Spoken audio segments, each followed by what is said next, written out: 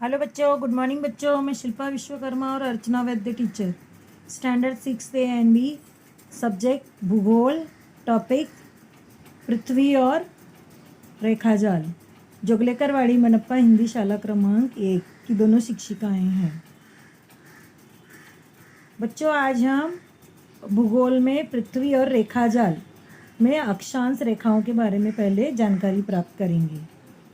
देखो बच्चों, ये है हमारी पृथ्वी। जैसा कि आप जानते हैं कि हमारी पृथ्वी गोलाकार आकार की है। पृथ्वी पर किसी भी स्थान का अचूक स्थान निश्चित करने के लिए भूगोलक पर कुछ आड़ी व खड़ी काल्पनिक रेखाएं बनाई गई हैं।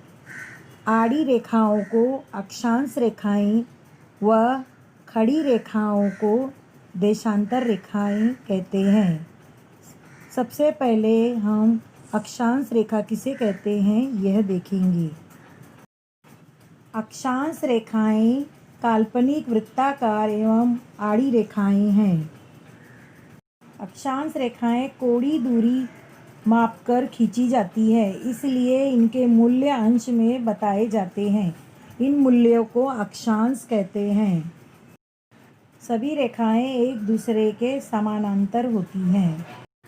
पृथ्वी के मध्य भाग में तथा सबसे बड़ी अक्षांश रेखा को विषुवत रेखा कहा जाता है।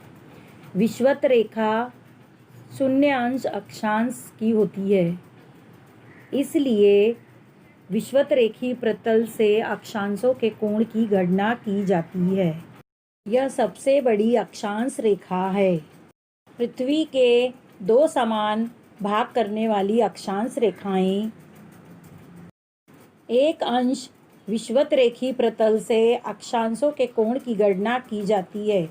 विषुवत रेखा 0 अक्षांश रेखा मानी जाती है, यानी विषुवत रेखा के प्रतल से जिन स्थानों की कोणीय दूरी होगी उतना ही उस स्थान का अक्षांश माना जाता है। यानी एकाध किसी स्थान का विषुवत प्रतल से कोणीय दूरी 10 अंश होगा तो वह 10 अंश अक्षांश रेखा मानी जाती है, अक्षांश मानी जाती है।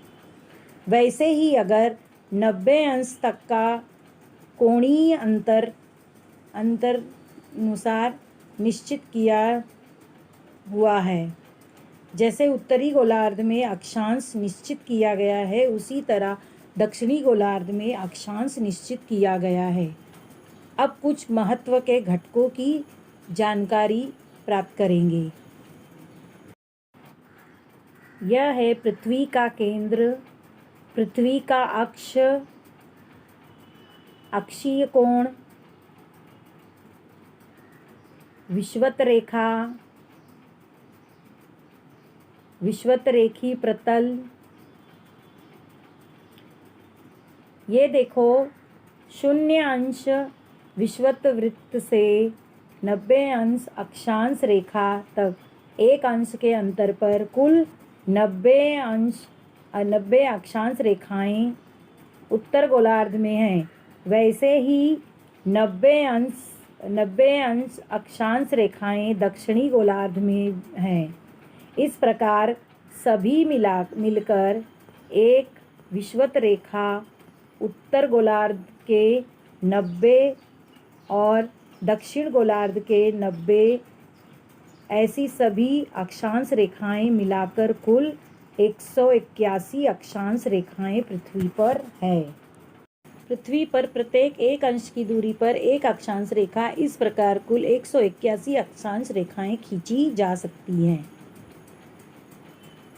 विषुवत रेखा से उत्तर और दक्षिण की ओर अक्षांश रेखाओं का मूल्य बढ़ता जाता है। विषुवत रेखा के कारण पृथ्वी के उत्तर और दक्षिणी 2 समान भाग बनते हैं। उत्तरी भाग को उत्तरी गोलार्ध और दक्षिणी भाग को दक्षिणी गोलार्ध कहते हैं। विषुवत रेखा के उत्तर और दक्षिण की ओर अक्षांश रेखाओं का आकार क्रमशः छोटा होता जाता है। ये अक्षांश रेखाएं भूगोलक के उत्तर और दक्षिण छोर पर बिंदु के रूप में होती हैं। उन्हें क्रमशः उत्तरी ध्रुव और दक्षिणी ध्रुव कहते हैं। अक्षांश रेखाओं के मूल्य बताते समय यह बताना आवश्यक होता है कि वे अक्षांश उत्तरी गोलार्ध में है अथवा दक्षिणी गोलार्ध में है। विषुवत रेखा के उत्तर की ओर 30 अंश कोणीय दूरी वाले सभी स्थानों को जोड़ने वाली रेखा से तात्पर्य 30 अंश उत्तर अक्षांश रेखा है। इस अक्षांश रेखा को सभी स्थानों की कोणीय दूरी समान होने से उसका अक्षांश 30 अंश उत्तर होता है। जैसे उत्तर अमेरिका का न्यू ऑरलियंस, अफ्रीका का कैरो, एशिया का लहासा, बसरा आदि स्थान 30 अंश उत्तर अक्षांश रेखा पर स्थित है। यही संकल्पना सभी अक्षांश रेखाओं के लिए लागू पड़ती है। करके देखो। अब हम एक नया प्रयोग करेंगे। एक संतरा लेंगे, उसके छिलके उतारो। तुम्हें संतरे की फाके दिखाई देंगी। ये फाके जब तक एक दूसरे से जुड़ी होती हैं उन पर खड़ी रेखाएं दिखाई देंगी। संतरे की एक फाक को धीरे से अलग करो। अब संतरे और उसकी फाकों का निरीक्षण करो। जैसा कि आकृति में देख रहे हो, फाक के दोनों सिरों का और मध्य भाग का आकार एक जैसा है अथवा भिन्न भिन्न है, इसका निरीक्षण करो। फाक को अलग करने के बाद संतरों में जो खांचा बना हुआ है, क्या उसका कोण अलग अलग स्थानों पर समान है, वह देखो। संतरे में कुल कितनी फाके हैं, गिनो। संतरा गोलाकार है, इसलिए उसे आड़ा करने पर हमें वृत्त दिखाई देगा। वृत्त का अंशात्मक मूल्य 360 अंश होता है।